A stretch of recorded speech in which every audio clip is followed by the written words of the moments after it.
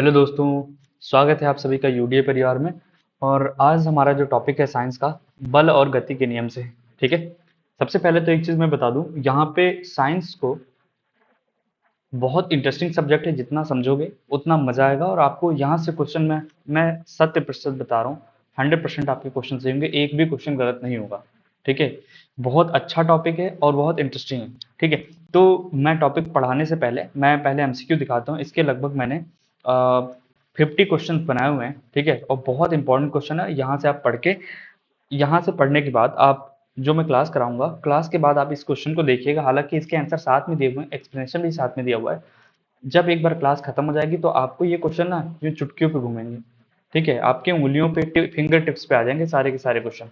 ठीक। तो चलिए हम अपने टॉपिक की ओर बढ़ते हैं और देखते हैं, समझते हैं टॉपिक को। ये है आज का क्वेश्चन एमसीक्यू, जिसपे इस टॉपिक पे आधारित, और इसके साथ साथ ये कुछ हैंड रिटन नोट्स हैं, बहुत शॉर्ट में नोट्स हैं। ठीक है। और टॉपिक है आपका, क्या है टॉपिक? टॉपिक है बल और न्यूटन के नियम। ये हम आज समझेंगे। ठीक है। तो चलिए स्टार्ट करते हैं। क्या होता है सबसे पहले, बल क्या है? देखिए सीधी सी बात है, मैं समझाते हुए चलता हूँ और समझ के आप लोग करिएगा। ये क्वेश्चन नहीं गलत होगा। ठीक है। ये थ्योरी भले हो इतनी बड़ी बड़ी, लेकिन इसमें कुछ नहीं है समझने वाला। बल क्या है? ये सीधी सी बात है। अगर कोई वस्तु है, ये मान लीजिए वस्तु है और यहाँ पे टिकी हुई है, ठीक है, रखी हुई है। अगर मैं वस्तु को यहाँ से यहाँ ले जाना चाहूँ, यहाँ से मैं यहाँ ले जाना चाहूँ, इस जगह पे ले जाना चाहूँ, तो क्या करूंगा? इस पे कोई ना कोई फोर्स काम करेगा। इसका स्थान परिवर्तन के लिए अगर मुझे चाहिए तो क्या होगा? इसमें कुछ फोर्स लगाना पड़ेगा। अगर मैं इसमें इधर से फोर्स लगाता हूँ, ठीक है, फोर्स लगाऊंगा तभी तो इसका स्थान परिवर्तन होगा, नहीं तो क्या होगा? ये पड़ा रहेगा यहीं पे। आप घर में कोई सामान रख देते हो तो वो सामान वहीं पड़ा रहता है जब तक कि कोई भी उसे उठा के दूसरी जगह ना ले जाए। अब ऐसा तो नहीं है ना कि अपने आप वो चल के आज रखा इस कमरे में, कल वो दूसरे कमरे में पहुंच गया। ऐसा नहीं है ना। तो फोर्स क्या है? एक बाह्य कारक है जो किसी वस्तु की विराम अवस्था को, विराम अवस्था, गति की अवस्था, देखो विराम अवस्था है, गति की अवस्था है, दिशा की अवस्था है, या आकार में परिवर्तन का प्रयास करता है, उसे क्या कहते हैं? फोर्स कहते हैं। कहने का मतलब, अब दूसरा पॉइंट, जैसे गति की अवस्था, अगर कोई चीज चल रही है, रनिंग में है, तो उसको रोकने के लिए भी तो कोई फोर्स चाहिए। सामने से उसको लगा के रोकेंगे या फिर ब्रेक लगा के रोकेंगे, ये भी तो एक फोर्स है ना। ब्रेकेबल फोर्स जिसको कहते हैं, ब्रेक लगा के रोकेंगे। दिशा की अवस्था, किसी भी दिशा की अवस्था में परिवर्तन करेंगे। मान लीजिए किसी का मुख, ये व्यक्ति है, इसकी इसका मुख है इधर, ये पूरब की तरफ देख रहा है। अब ये पुतला, मान लीजिए पुतला, ये क्या है? ये पूरब की तरफ देख रहा है। अगर इसको मैं दूसरी तरफ मुझे दिखाना है, पश्चिम की तरफ दिखाना है, तो इसको फोर्स करके या तो घुमाऊंगा, मैं घुमा के इधर करूंगा, तो फोर्स तो लगा रहा हूं ना मैं। तो क्या हो रहा है? उसकी दिशा में परिवर्तन या आकार में परिवर्तन। मान लीजिए कोई भी कॉटन है, बहुत ज्यादा, बहुत ऐसा रखा हुआ है, ठीक है। अगर उसको प्रेस करके मुझे कम इलाके में उसका उसका जो स्पेस है कम करना है, तो मैं क्या करूंगा? उससे प्रेस करूंगा, तो क्या होगा? उसका आकार कम हो जाएगा। ऐसे बहुत सारे एग्जाम्पल हैं, आप अपनी लाइफ में, जीवन लाइफ में देख सकते हैं। तो क्या होगा? उस पर कोई ना कोई फोर्स काम कर रहा है ना। तो बल क्या है? एक बाह्य कारक है जो किसी वस्तु के आकार में परिवर्तन, विराम अवस्था में परिवर्तन, गति की अवस्था में परिवर्तन, ठीक है, या आकार की अवस्था में परिवर्तन करने का प्रयास करता है, उसे क्या कहते हैं? फोर्स कहते हैं। बस इतनी से है। तो इसको अगर फॉर्मूले वाइज में देखेंगे, F बराबर ma। F मतलब फोर्स, m मतलब मास यानी द्रव्यमान, और a मतलब एक्सेलरेशन यानी त्वरण। ठीक है। यानी मास और त्वरण के गुणनफल को ही क्या बोलते हैं? फोर्स कहते हैं। मास मतलब द्रव्यमान और त्वरण के गुणनफल को फोर्स कहते हैं। अब सीधी सी बात है, इसका मात्रक आपको याद रखना है। मात्रक क्या होता है भैया? इसका एसआई मात्रक होता है न्यूटन। क्या होता है? न्यूटन, या फिर किलोग्राम मीटर पर सेकंड स्क्वायर। क्या मात्रक होता है? किलोग्राम मीटर पर सेकंड स्क्वायर। याद रखिएगा, यही चीज इंपॉर्टेंट है। बल का जो एसआई मात्रक है, क्या होता है? किलोग्राम न्यूटन, न्यूटन होता है, या फिर किलोग्राम मीटर पर सेकंड स्क्वायर। ये इसका किसका? बल का मात्रक है। तो बल क्या हो गया? समझ में आ गया। सिंपल सी चीज है। किसी किसी भी वस्तु के अगर मुझे उसके अवस्था परिवर्तन करना है, तो भैया मुझे बल लगाना पड़ेगा। चाहे उसको अगर छोटे से बड़े से छोटा करना है, या आकार में परिवर्तन करना है, या दिशा को परिवर्तित करना है, गति, अगर गति में है, अगर कोई गाड़ी आ रही है, मान लीजिए ढलान से कोई गाड़ी नीचे गिर रही है, तो हम क्या करेंगे? या तो उस पर ब्रेक लगाएंगे, या तो सामने से उसको दूसरा फोर्स लगा के रोकेंगे। तो क्या हो गया? इसी को ही हम क्या कहते हैं? बल कहते हैं, फोर्स कहते हैं। ठीक। अब एग्जाम्पल, एक कुछ नोट पॉइंट है कि जब बल बल जब विपरीत दिशा में लगता है, तो दिशाओं के बीच कोण 180 डिग्री, ठीक है। अगर विपरीत दिशा में लग रहा है तो उसके बीच में 180 डिग्री का एंगल बन रहा है, और समान दिशा में है तो क्या हो रहा है, उसके बीच में अगर समान दिशा में ही लग रहा है, इसी पे एक बल लग रहा है, एक और बल लग रहा है, तो उसका एंगल हो जाएगा 0 डिग्री, ठीक है। तो आपको ये 2 पॉइंट याद रखने हैं, विपरीत दिशा के बीच कोण 180 और समान दिशा में क्या हो रहा है, 0 डिग्री का एंगल बनेगा। आपको कुछ याद, बस याद कर लीजिए, खत्म। अब एक चीज और मैं बता दूं कि सीजीएस पद्धति में सीजीएस मात्रक क्या होता है, डाइन होता है। सीजीएस मात्रक, इसका सीजीएस कल हमने पढ़ा था, मात्रकों के प्रकार में देखा था, एसआई मात्रक, सीजीएस मात्रक। तो सीजीएस मात्रक में इसका क्या होता है, बल का मात्रक डाइन होता है, डाइन, डाइन, ठीक है, डाइन होता है किसका, सीजीएस मात्रक, ये बल का मात्रक है। बल का सीजीएस पद्धति में जो मात्रक होता है डाइन होता है। इतना हो गया, ठीक। ये अभी हम नहीं पढ़ेंगे, इसको छदम, जो स्यूडो फोर्स क्या होता है, इसको अभी हम देखेंगे क्या होता है, ठीक है, अगले टॉपिक में इसको देखेंगे। चलिए, अगर मैं बल के प्रकार की बात करूं, उसको यहाँ पे नोट्स के लास्ट में है, बल के प्रकार देखते हैं। बल के प्रकार, अगर बलों के प्रकार की हम बात करेंगे तो एक होता है संतुलित बल। संतुलित बल का मतलब सीधी सी बात है, एक मान लीजिए कोई पिंड है या कोई पदार्थ है, सॉरी, एक कोई भी एक वस्तु रखी हुई है मान लीजिए, ठीक है। इस पे से भी 5 न्यूटन का बल लग रहा है, न्यूटन का बल का मात्रक क्या, न्यूटन। इधर से भी 5 न्यूटन का बल लग रहा है, इधर से भी 5 न्यूटन का बल लग रहा है, इधर से भी 5 न्यूटन का बल लग रहा है। यानी चारों तरफ से क्या हो रहा है, चारों तरफ से न्यूटन बल, जो बल की मात्रा समान है, तो क्या होगा, कुछ भी नहीं होगा। अगर मान लीजिए आपका, आप बीच में खड़े हो और आपको बराबर समान से दोनों साइड से कोई दोनों हाथ पकड़ के आपको खींच रहा है, तो क्या होगा, आप बीच में स्टेबल बने रहोगे। हाथ उखड़ जाए वो बात अलग है, ठीक है, हाथ निकल के बाहर आ जाए कंधे से, ज्वाइंट से अलग हो जाए, वो बात अलग है। बट सीधी सी बात है, अगर बराबर बल लगेगा तो कोई आपको खींच नहीं पाएगा। यही होता है ना, आपने एक देखा होगा रस्सी खींचने वाला, बीच में एक सेंटर पॉइंट होता है, ये रस्सी होती है, इधर से कुछ लोग खींच रहे होते हैं, इधर से कुछ लोग खींच रहे हैं, जब तक फोर्स, मान लीजिए 10 लोग इधर लगे हैं, 10 लोग इधर लगे हैं, दोनों का फोर्स समान हुआ, मतलब दोनों, मान लीजिए 50 न्यूटन बल से खींच रहे हैं दोनों के दोनों, इधर से भी 50 न्यूटन लग रहा है, इधर से भी 50 न्यूटन, तो क्या होगा, ये जो रस्सी में, ये जो यहाँ पे एक जीतने का एक पॉइंट लगा होता है, यहाँ पे जो मार्किंग होती है, ये सेंटर में रहता है, ये कहीं नहीं जाएगा, बिल्कुल टच से मस नहीं होगा। लेकिन वही अगर इधर से 60 न्यूटन बल लग जाएगा, तो ये वाले इधर खींच लेंगे, ये हल्के हो जाएंगे, ये इधर भाग आएंगे। यही होता है ना, तो उसको बोलते हैं संतुलित बल। समझ में आ गया होगा, ये चारों तरफ से बल लगा हुआ है, ये थोड़ा समझ लिए, ये समझ लिए ऐसे है, ठीक है, क्लियर। और परिणामी बल इसमें क्या हो गया, शून्य हो गया। असंतुलित बल की मैंने वो भी समझा दी, देखिए अभी वही चीज है कि कोई स्टेबल में है, इधर से 10 न्यूटन बल रख रहा है, इधर से 3 न्यूटन, तो ऑब्वियस सी बात है, इधर ज्यादा बल लग रहा है, इधर से धक्का मार के इधर कर देगा उसको, चल हट तू उधर, ठीक है। तो इधर 3 न्यूटन, क्या हो रहा है, 7 न्यूटन बल ज्यादा है इधर, तो ऑब्वियस सी बात है, इधर से बल लग रहा है, तो ये वस्तु इधर आ जाएगी, इधर आके गिर जाएगी। तो इसको असंतुलित बल। और एक केंद्रीय बल क्या होता है, इसको अभिकेंद्री बल भी कहते हैं, कि जब कोई भी वस्तु वृत्ति करती है, वृत्ति गति करती है, यानी केंद्र में, केंद्र किसी, मान लीजिए इसके चारों तरफ घूम रही है कोई चीज, तो उस पे एक बल काम कर रहा होता है अंदर की तरफ, तो उसी को बोलते हैं, क्या बोलते हैं, अभिकेंद्री बल। और अगर बाहर की तरफ एक बल काम कर रहा होता है, जो बाहर से रोकने का प्रयास करता है, उसको बोलते हैं अपकेंद्री बल।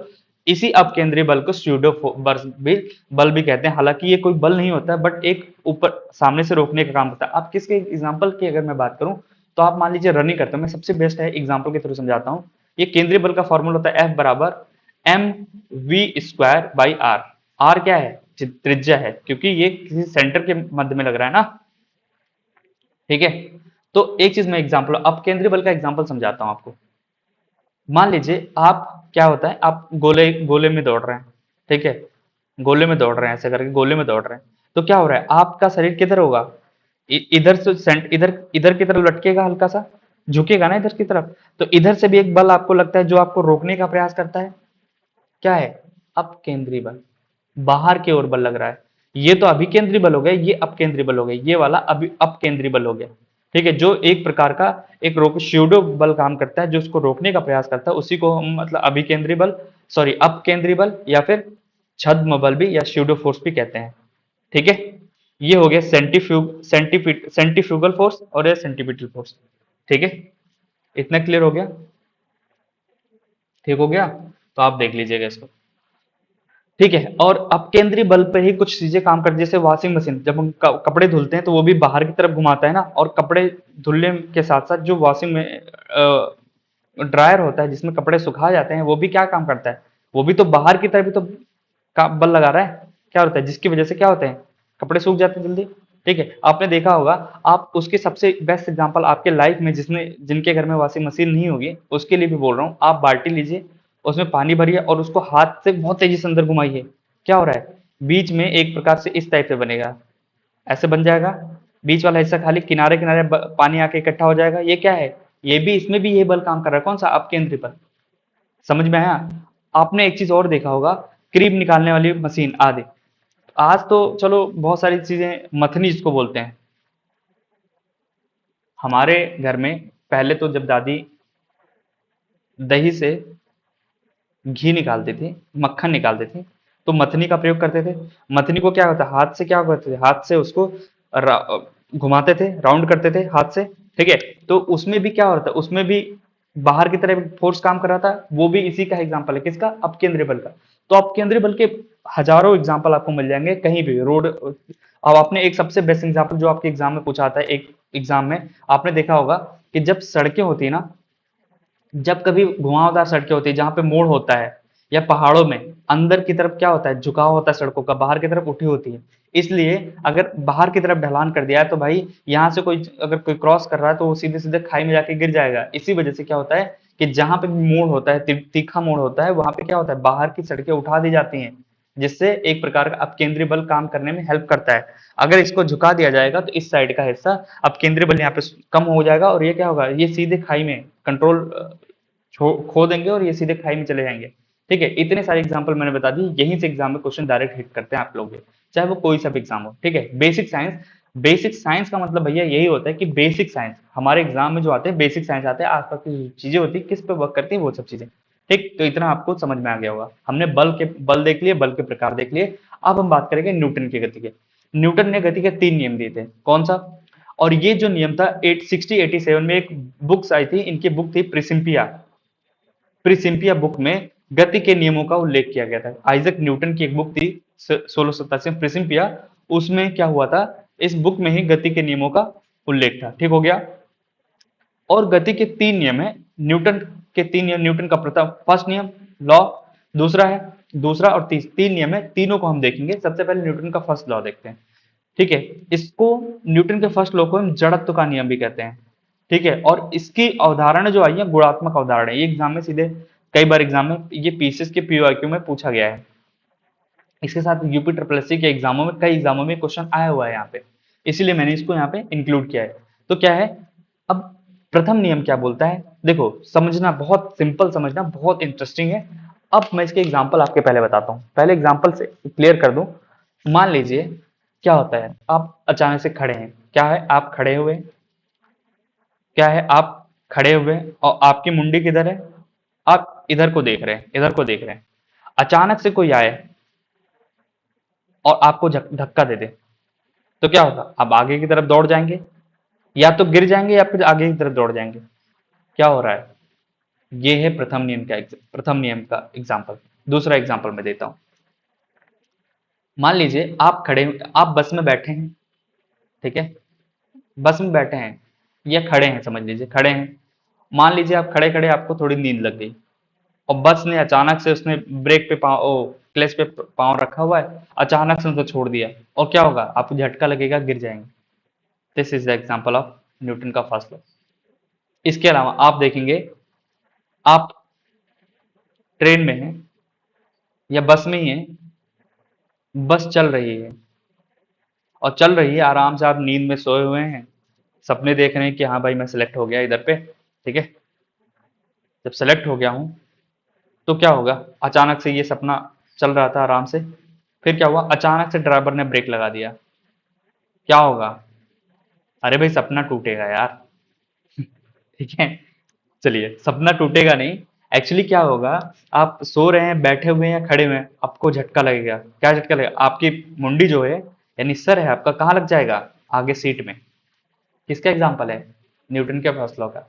ये सब एग्जाम्पल है। अब मैं इसके आपको नियम समझा देता हूँ, बहुत सिंपल है, इसके कोई भी क्वेश्चन आपके एग्जाम्पल में आएगा, इसके एग्जाम्पल ही पूछे जाते हैं। ठीक है, क्या होता है, यदि कोई वस्तु विराम अवस्था में रुकी हुई है, ठीक है, तो वह विराम अवस्था में रहेगी। और यदि वह एक समान वेग से गतिमान है, तो वह उसी अवस्था में रहेगी जब तक का मतलब उस पर कोई बाह्य बल ना लगाया जाए। कहने का मतलब हुआ कि अगर कोई विराम अवस्था में है, तो जब तक उसको चलाया नहीं जाएगा वो चलेगी नहीं। अगर कोई चीज चल रही है, चलते चलते भी अगर उसको रोकना है तो उसके लिए भी हम कोई बाह्य बल लगाएंगे, तभी तो रुकेगी ना वो। तो वो ना लगाया जाए। तो इसी इसी को ही हम क्या कहते हैं, न्यूटन का फर्स्ट लॉ कहते हैं। अगर कोई चीज विराम अवस्था में तब तक विराम अवस्था में रहेगी जब तक उस पर कोई वाह्य बल लगाकर ना चलाया जाए। दूसरा, जब तक कोई वस्तु एक समान वेग से गतिमान है, ये समान वेग छोड़ दो, किसी वेग से गतिमान है, तो तब तक गतिमान रहेगी जब तक कि उस पर कोई वाह्य बल लगाकर या तो उसको धीमा ना किया जाए या फिर उसको रोका ना जाए। ठीक है, तब तक वैसे ही चलती रहेगी, रुकेगी नहीं वो। ठीक, जैसे हालांकि एक चीज और मैं बताऊं, जैसे सैटेलाइट है, उस पर कोई बल काम नहीं कर रहा है, एक्चुअली वो घूम रही है, अंतरिक्ष में घूम रही है। हालांकि इस पे अभिकेंद्री अपकेंद्री बल का थोड़ा सा रूल काम करता है, बट इसमें भी कोई फोर्स नहीं लगा, अगर इसको हम रोकेंगे तभी रुकेगी, नहीं तो वो चल रही है। ठीक है, तो ये सब आपके एग्जाम्पल हैं। ठीक है, तो न्यूटन का फर्स्ट लॉ समझ में आया क्या है, कोई भी वस्तु विराम अवस्था में रहे तब तक रहेगी जब तक वह उस पर कोई बाह्य बल ना लगाया जाए, या फिर कोई गतिमान अवस्था में है तब तक वो गतिमान अवस्था में रहेगी जब तक कि उस पर कोई बाह्य बल लगा के ना रोका जाए। इसी को ही न्यूटन का फर्स्ट लॉ कहते हैं। ठीक, अब क्या है, न्यूटन यही नियम जो है ना, यह नियम बल की ही परिभाषा को देता है। अभी हमने बल की परिभाषा समझा था, यही नियम यानी न्यूटन का फर्स्ट लॉ ही बल की परिभाषा देता है, और इसे ही जड़त्व का नियम भी कहते हैं। क्या कहते हैं, जड़त्व, लॉ ऑफ इनर्शिया। क्या, लॉ ऑफ इनर्शिया भी इसी को ही कहा जाता है। एग्जाम्पल में ध्यान रखिएगा, ये पूछा जाता है एग्जाम्पल में। लॉ ऑफ इनर्शिया, जड़त्व का नियम भी इसे ही कहते हैं। न्यूटन के फर्स्ट लॉ को क्या कहते हैं, जड़त्व का नियम भी कहते हैं। तो आपको इतना पता होना चाहिए। अब ये समझ में आ गया न्यूटन का फर्स्ट लॉ। अब क्या है, अवस्था परिवर्तन। अब क्या होता है, अवस्था परिवर्तन का विरोध करने की प्रवृत्ति को ही जड़त्व कहते हैं। बस वही चीज है, अवस्था परिवर्तन का विरोध करेगा, खत्म। जड़त्व द्रव्यमान पर निर्भर करता है, जितना द्रव्यमान जिसका ज्यादा होगा उसका जड़त्व भी उतना ज्यादा होगा। क्लियर है सर? चलिए ठीक है, जैसे एग्जांपल के तौर पे ये समझ लीजिए कि अगर कोई बड़ा ट्रक है, बहुत भारी है, तो इसको धक्का मारने के लिए ज्यादा लोग चाहिए। ठीक है, या फिर डिस्प्लेस अगर करना है तो भैया ज्यादा लोग चाहिए। अगर कोई हल्की सी गाड़ी है, साइकिल है या फिर छोटी कार है, तो इसको दो लोग भी धक्का मार के किनारे साइड कर देंगे। ठीक है, तो वही है कि जड़त्व द्रव्यमान पर निर्भर करता है। जितना ज्यादा जड़त्व होगा, जितना ज्यादा उतना ही द्रव्यमान, जितना ज्यादा होगा उतना ही जड़त्व ज्यादा काम करेगा, यानी उसको डिस्प्लेस करने के लिए उतना ही ज्यादा बल लगेगा। समझ में आ गया इतना? चलिए आगे बढ़ते हैं। ठीक है, अब जैसे चलती गाड़ी के अचानक रुकने पर यात्रियों को आगे झुकना, ये इसका एग्जांपल मैंने बताया था। अचानक बस या गाड़ी चलने पर यात्रियों का पीछे की ओर गिरना, की ओर है और गिरना, पीछे की ओर गिरना। क्लियर है सर? ठीक है, अगला है कंबल। कंबल को अगर हम छड़ी से पीट पीट रहे हैं तो धूल निकलती है उसमें, यही देखा होगा। क्योंकि उसमें जो भी धूल के कण हैं वो क्या हो रहे हैं, वो उसमें जड़त्व की अवस्था में है।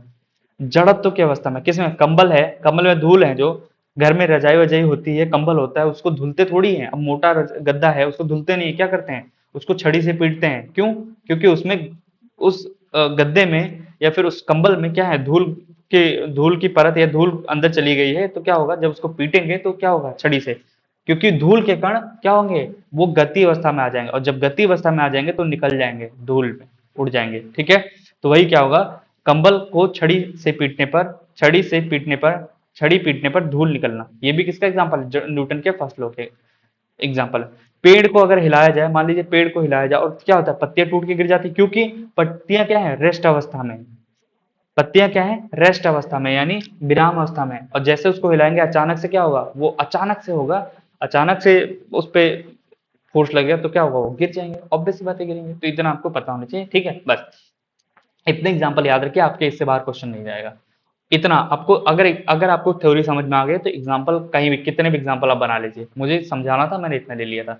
न्यूटन का सेकंड लॉ, भैया न्यूटन का सेकंड लॉ क्या बोलता है, इसे परिमाणात्मक अवधारणा भी इससे आया है, या इसके बोलते हैं कि परिमाणात्मक अवधारणा भी इसको कहते हैं। ठीक है, संवेग का नियम, इसे यानी और एक काम कहते हैं, न्यूटन के सेकंड लॉ को संवेग का नियम भी कहते हैं, लॉ ऑफ मोमेंटम भी कहा जाता है। ठीक है, चलिए अब क्या होता है, देखिए सबसे एक एग्जांपल बताता हूं। एक एग्जांपल का मतलब समझ लीजिए, एक खिलाड़ी है क्रिकेट खेलने और कैच आई।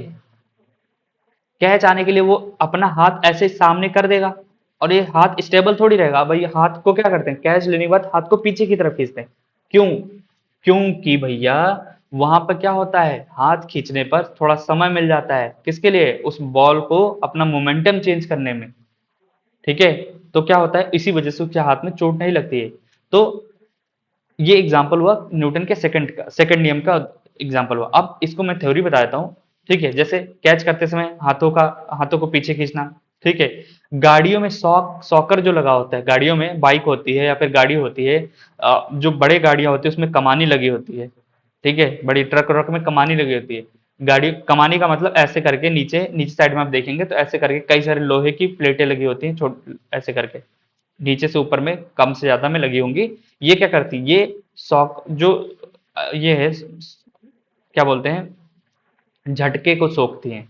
झटका जो लगता है गाड़ी से चलते समय, आपने देखा होगा जब बाइक चलाओ या फिर कोई भी, तो उसमें आगे सॉकर होता है। सॉकर क्या करता है, झटके को सोख लेता है या कम कर देता है बहुत, जिससे आपको चोट नहीं लगती है। आप साइकिल है, आप साइकिल चलाते चलाते समझ लो उबड़ खाबड़ रास्ते पे जब साइकिल चलाओ तो आपको चलाने में चोट लगती है। ठीक है, उबड़ खाबड़ रास्ते पे चलाने पे। तो वही है। ठीक है, तो कैच करते समय हाथों को पीछे खींचना, गाड़ियों में शॉक एब्जॉर्बर झटका सोखना। ठीक है, गाड़ियों में शॉक एब्जॉर्बर भी इसका काम होता है। कराटे जो खिलाड़ी का एक ही झटके में बर्फ की सिल्ली तोड़ना, ये भी इसका एग्जाम्पल है। और भारी वस्तु को त्वरित त्वरित या फिर यानी चलाने तेज करने या रोकने में भी अधिक बल लगता है। ये सब किसके एग्जाम्पल है, न्यूटन के सेकंड लॉ के। ठीक, अब मैं इसको समझा देता हूँ। किसी वस्तु के संवेग परिवर्तन की दर उस पर आरोपित बल के समानुपाती होती है और संवेग परिवर्तन बल की दिशा में ही होता है। बस इतना समझ लीजिए, दैट्स ऑल, खत्म। इसको भले ये नियम आपको ना याद रहे, आपको एग्जाम्पल याद रखना है। क्या है, संवेग बराबर p बराबर एम वी। एम क्या है, द्रव्यमान है, वी क्या है, वेलोसिटी यानी वेग। ठीक है, और ये एक सदिश राशि है, ये भी हमें पता होना चाहिए।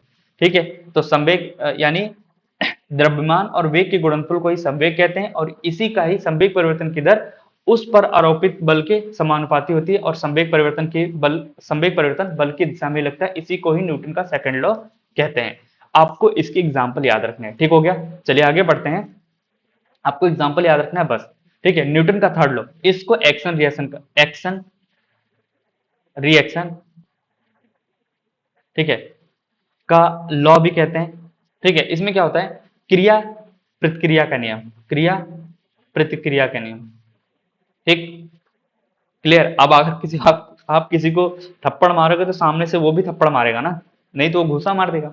तो कुछ तो करेगा भाई, एक्शन का रिएक्शन तो होना ही होना है। तो वही है न्यूटन का थर्ड लॉ। ठीक हो गया। एक्शन रिएक्शन लॉ में अगर हम देखेंगे कि प्रत्येक क्रिया के बराबर परंतु विपरीत दिशा में एक प्रतिक्रिया होती है, ये बल हमेशा दो अलग वस्तुओं पर कार्य करते हैं। ठीक है, और बल हमेशा जोड़ों में लगते हैं। बल हमेशा, ये वाले बल हमेशा जोड़ों में लगते हैं। अगर एक्शन होगा तो रिएक्शन सामने से भी, तो जोड़ा पेयर बन गया।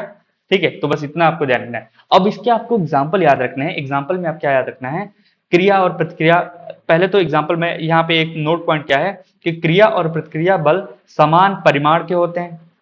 समान परिमाण हो गया इनका, और ये हमेशा दो अलग अलग वस्तुओं पर लगते हैं, यानी विपरीत दिशाओं में कार्य करते हैं। बस इतना समझ लीजिएगा। जैसे एग्जाम्पल के तौर पे देखिए, गोली चलाई किसी और ने, गोली आगे चली गई और उसको झटका लगा और वो पीछे की तरफ झटका लग गया। उसको क्या हो रहा है, गोली चलाने पर पीछे की ओर झटका लगा। क्या हो रहा है, दो अलग अलग वस्तुओं पर हैं, गोली अलग चली गई और आदमी पीछे गिर गया। क्या है, गोली चलाने पर पीछे की ओर गिरना। अगर सामने से कंधे पे झटका लगता है ना, जिसने गोली चलाई, बंदूक चलाई, उसको पता होगा कि अगर सामने से हम बंदूक चलाते हैं और अगर उसकी जितनी नली ज्यादा दूर होगी, जितना नली छोटी होगी ना, झटका उतना ही ज्यादा लगेगा। इसीलिए जो अभी ऑटोमेटिक मशीन क्या गन्स आ रही हैं, ऑटोमेटिक AK-47 हो गया, SLR हो गया, ठीक है, इन सबको अगर हम देखते हैं तो उसमें क्या होता है, उसकी लेंथ लंबी होती है। ठीक है, तो वो क्या करती हैं, वो वहां पे झटका कम देती हैं। इसके बाद ठीक है, अगर पिस्टल की बात करें, पिस्टल काफी छोटी होती है, या फिर आजकल 315 और ये क्या बोलते हैं, कट्टा, यूपी में कट्टा, प्रतापगढ़ वगैरह इलाके में जहाँ पे देसी जो कट्टे बनते हैं, जितनी नली छोटी होगी उतना ही झटका ज्यादा लगता है। क्लियर है सर? ठीक है, तो यही है, वही है कि आपको समझ में आना चाहिए कि गोली चलाने पर पीछे की ओर धक्का लगना है। ठीक है, ऐसा नहीं है कि जो जिसकी नली ज्यादा बड़ी होती है वो झटके नहीं देती, लेकिन कहीं ना कहीं कम देती है, बस इतना पता होना चाहिए। उसके बाद जब हम नाव के किनारे पर कूदते हैं तो नाव पीछे की तरफ चली जाती है, ये भी आपने देखा होगा। कुएं से पानी खींचने पर अगर खींचते समय अगर रस्सी टूट जाए ना तो क्या होगा, आदमी पीछे गिर जाएगा, क्योंकि क्योंकि एक प्रकार से एक्शन और रिएक्शन पे बल यहाँ पे काम करेगा। ठीक है, अगला है, ठीक है, ये सब रॉकेट उड़ाना अगर देखा, ये संवेग संरक्षण के सिद्धांत पर भी आधारित है। यानी रॉकेट उड़ना, अब रॉकेट अगर सामने से उड़ रहा है तो ऑब्वियस सी बात है पीछे गैस निकल रही है, तो एक्शन रिएक्शन यहाँ पे भी काम कर रहा है, न्यूटन का थर्ड थर्ड लॉ यहाँ पे भी काम करेगा। लेकिन इसके साथ साथ ये संवेग संरक्षण के सिद्धांत पर भी काम करता है। क्या, संवेग संरक्षण के सिद्धांत पर भी काम करता है, ये भी आपको पता होना चाहिए। तो आपको इतने सारे एग्जाम्पल आपको पता चल गए, रॉकेट उड़ना, कुएं से बाल्टी खींचने पर रस्सी का टूट जाना, नाव से किनारे कूदने पर पीछे की ओर गिर जाना। ठीक है, मतलब या नाव पीछे की तरफ खिसक जाएगी, गोली लगने पर पीछे की ओर धक्का। तो ये सब आपको एग्जाम्पल याद रखने हैं। इसके मैंने जो एमसीक्यू बनाए, बस आपको जो एग्जाम में आए हुए क्वेश्चन वो सब हैं, आप देखेंगे तो ये चीजें पूरा पूरा क्लियर हो जाएंगी। अब ये हमने न्यूटन के थर्ड तीनों लॉ समझ लिए। अब देखो समझाने वाली बहुत सारी चीजें थी। अब वही है कि ऑफलाइन ऑनलाइन में यही होता है कि यहाँ पे बहुत सारी चीजें एक्सप्लेन नहीं करता, टाइम को भी ध्यान रखना पड़ता है, सब कुछ देखना पड़ता है। तो हमें उतनी चीजें पढ़ानी है जो समझ में आ जाए। ठीक है, जिस हिसाब से मेरे पास अभी संसाधन है उस हिसाब से मैं कर पा रहा हूँ। अगर मेरे पास संसाधन और जब बढ़ेंगे कभी तो आपको बेस्ट से बेस्ट क्लास देने की कोशिश करूंगा, शायद यूट्यूब पे आपको मिले भी ना। ठीक है, क्लियर है सर? चलिए आगे बढ़ते हैं। उसके बाद हम देखेंगे संवेग संरक्षण का सिद्धांत भी देख लेते हैं, law of conservation of momentum. ठीक है, यदि किसी वस्तुओं के निकाय यानी सिस्टम पर कोई बाह्य बल ना कार्य कर रहा हो तो उस निकाय का कुल संवेग हमेशा संरक्षित रहता है। ठीक है, अब बाह्य बल अगर काम करने लगेगा तो भैया क्या होगा, यही है कि टक्कर से पहले का संवेग और टक्कर के बाद का संवेग। रॉकेट तथा जेट इंजन इसी पर सिद्धांत पर कार्य करते हैं। आपको इसको रटना नहीं है, ये साइंस के लिए जो स्टूडेंट है, फिजिक्स के लिए जो पढ़ते हैं उनको थोड़ा सा ये है। लेकिन मुझे क्या है, इसमें क्या है, उस निकाय अगर क्वेश्चन ये आते हैं कोई वाह्य बल ना कार्य कर रहा हो तो क्या होता है, उस निकाय का कुल संवेग हमेशा संरक्षित है। तो इतना पता होना चाहिए। दूसरा, टक्कर से पहले का संवेग और टक्कर के बाद का संवेग जो होता है बराबर होता है। क्या होता है, बराबर होता है। ठीक है, रॉकेट तथा जेट इंजन इसी सिद्धांत पर कार्य करते हैं। क्या होता है, रॉकेट तथा जेट इंजन किस पर, संवेग संरक्षण के सिद्धांत पर काम करते हैं। इतना आपको पता होना चाहिए। ठीक, आई होप इतना आप लोगों को समझ में आ गया होगा। इतना हमारा आज का था ये। और एक एक टॉपिक और थोड़ा सा छोटा सा टॉपिक है, उसको भी कंप्लीट कर लेते हैं। ठीक है, ये पीडीएफ अगर आप लोगों की डिमांड रहेगी कमेंट सेक्शन में तो मैं डाल दूंगा, अदरवाइज इसके मैं पीडीएफ ना डाल के इसके क्वेश्चन डालूंगा, आपको वहां से बेटर समझ में, आपको समझाना था वो मैंने समझा दिया है। इसके क्वेश्चन डालूंगा तो क्वेश्चन आपको समझ में आ जाएगा। ठीक, घर्षण बल है, घर्षण बल दो सतहों के बीच सापेक्ष गति, मतलब ऑब्वियस सी बात है, घर्षण क्या होता है, घर्षण का मतलब रोकने का काम करेगा। अगर कोई चीज खुरदरी है, आपको देखा होगा अगर फर्श खुरदुरा ज्यादा है तो उस पर चलने में प्रॉब्लम होती है। अगर वही स्लिपरी फर्श है, बहुत चिकना है, तो वहां पे क्या होगा, आप स्लिप करके इतनी स्लिप हो जाएगा कि आपके जो चलेंगे ना तब भी स्लिप करेंगे। इसीलिए चप्पल में नीचे आपने देखा होगा क्या होता है, हल्का हल्का धारियां बनी होती है जिससे वो स्लिपरी को कम करता है। ठीक है, आप चप्पल पहन के फर्श पे बहुत मुश्किल, अगर नीचे उसके स्लिपरी है, नीचे से प्लेन है बिल्कुल चप्पल में, तो चलते समय फर्श पे चलते समय, टाइल्स पे चलते समय आप गिर सकते हैं। ठीक हो गया, इसीलिए नीचे उसमें खुरदुरा होता है जिसके कारण से वो एक प्रकार का चिपकने का, फर्श में चिपकने का काम करता है और आप गिरने से बच जाते हैं। तो दो सतहों के बीच सापेक्ष गति का विरोध करने वाले बल को ही घर्षण बल कहते हैं, बस। और दिशा, इसकी दिशा कहते हैं गति के विपरीत की दिशा में हमेशा काम करता है। ठीक है, इधर से, क्लियर है सर? अब घर्षण बल के अगर मैं प्रकार की बात, सबसे पहले स्थैतिक घर्षण। स्थैतिक घर्षण का मतलब होता है कि कोई वस्तु विरामावस्था में है, अगर स्थैतिक घर्षण विरामावस्था में, स्टैटिक फ्रिक्शन जिसको कहते हैं, विरामावस्था में सबसे अधिक घर्षण बल यही होता है, स्थैतिक घर्षण। दूसरा है सर्पी घर्षण में क्या होता है, स्लाइडिंग में फ्रिक्शन में क्या होता है, फिसलने पर यह बल काम करता है। क्या, सर्पी घर्षण फिसलने पे काम करता है, स्लिप कर रहे हैं आप। ठीक है, और तीसरा लोटनी घर्षण, आपने रोलिंग फ्रिक्शन क्या होगा, आपने लुढ़कने पर, आपने साइकिल में या बाइक में आपने बॉल बेरिंग लगी होती है, क्या होता है, और इसका जो सरफेस है सबसे कम रहता है, इसका सरफेस ज्यादा होता है। याद रखिएगा, स्थैतिक घर्षण ज्यादा विरामावस्था में इसलिए होता है, क्यों, क्योंकि इसका जो सरफेस है ज्यादा मात्रा में कवर जगह को घेरता है। जितना जिसका कम सरफेस यानी सतह टच कम करेगा दूसरी सतह को, वो उतना ही कम क्या होगा, जितना कम टच करेगा उतना ही कम उस पर घर्षण बल लगेगा। बॉल बेरिंग देखा होगा।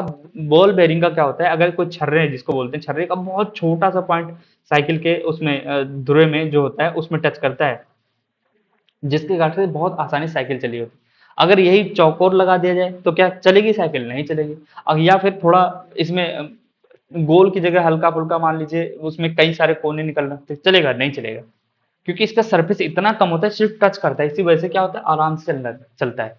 और विरामावस्था में जो स्थैतिक घर्षण होता है, इसका जो सरफेस ज्यादा एरिया होता है, बहुत ज्यादा होता है। आप एग्जाम्पल के तौर पे समझ सकते हैं, अगर बहुत बड़ा सा एक पत्थर का टुकड़ा लिया जाए, ठीक है, या फिर लकड़ी का टुकड़ा लिया जाए, तो इसको आप क्या होता है, कम खींच नहीं धक्का मार पाएंगे। इधर से अगर फोर्स लगा तो कम क्या हो, बहुत कम जमीन पे इसको ढकेल में बहुत मुश्किल हो जाएगी।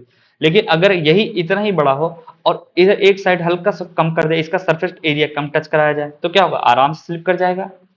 क्लियर है सर? तो आपको इतना पता होना चाहिए। ठीक, जैसे आप बड़े लट्ठे को ले जाने में या बड़े लकड़ी के टुकड़े ले जाने में परेशानी होती है, लेकिन अगर इसी के नीचे पहिया गाड़ी अगर लगा दिया जाए तो क्या होगा, पहिया यहाँ पे लगेगा तो क्या हो जाएगा, वो कम एरिया को टच कर रहा है, तो क्या होगा, ये आराम से खिसक के चला जाएगा ना। तो ये आपको चीजें समझनी चाहिए, साइंस समझने वाली चीज है और बहुत इंटरेस्टिंग टॉपिक है। ठीक, तो इसी तरह से समझ लीजिए कि घर्षण का गुणांक क्रम अगर मैं बात करूं, सबसे ज्यादा स्थैतिक घर्षण, क्योंकि इसका एरिया ज्यादा होता है। उसके बाद सर्पी घर्षण, इसका भी एरिया उससे कम होता है, फिर लोटिंग में सबसे कम एरिया होता है। तो ये आपको इतना याद रखना चाहिए।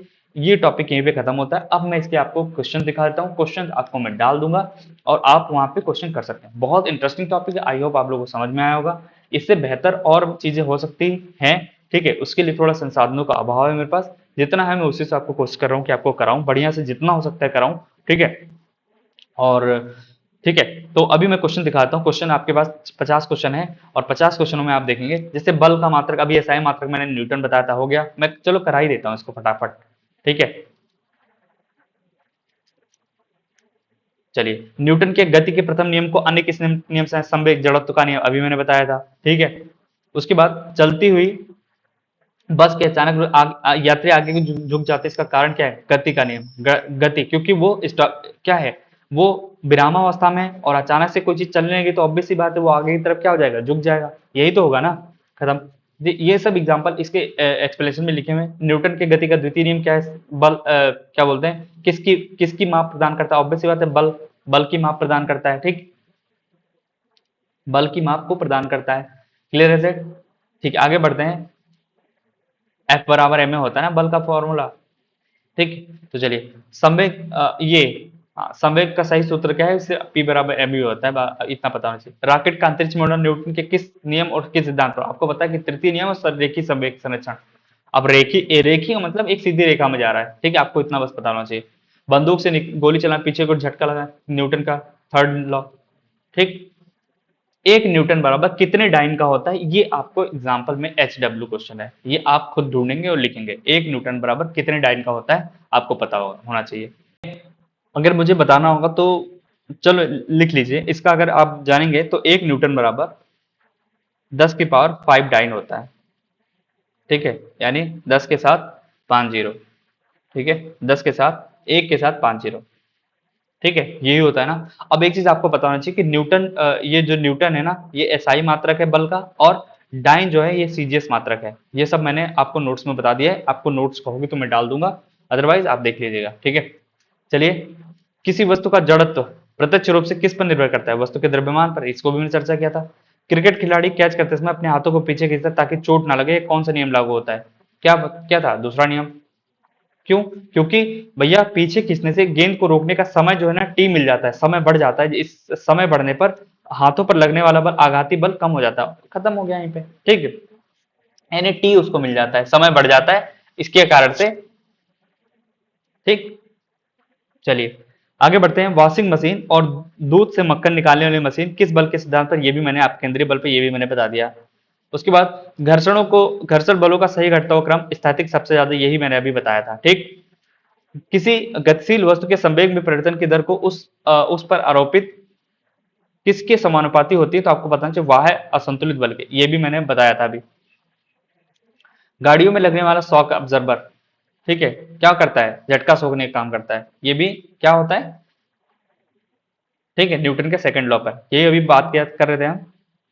ठीक, उसके बाद परिणामी बल शून्य है तो उसको संतुलित बल कहते हैं। ठीक है, तो इस प्रकार से ये आप देख लीजिए, मैं पीडीएफ डाल दूंगा हमारे टेलीग्राम चैनल पे, और इस क्लास की पीडीएफ आपको, ये वाली पीडीएफ आपको हमारे टेलीग्राम चैनल पे मिल जाएगी। पीडीएफ किस पे? यूपी दिव ACADMY, यूपी दिव एकेडमी में मिल जाएगी आप टेलीग्राम चैनल पे। अदरवाइज इसका मैं इसको इस चैनल के डिस्क्रिप्शन में भी इसको लिंक डाल दूंगा टेलीग्राम का, आप वहां से इसको डाउनलोड करके देख सकते हैं। ठीक है, इतना कर लीजिएगा, आपका इस टॉपिक से एक भी क्वेश्चन गलत नहीं होगा। देखिए सारे क्वेश्चन आपके पढ़े हुए हैं। ठीक है, तो आज के लिए इतना ही। Thank you so much. जय हिंद।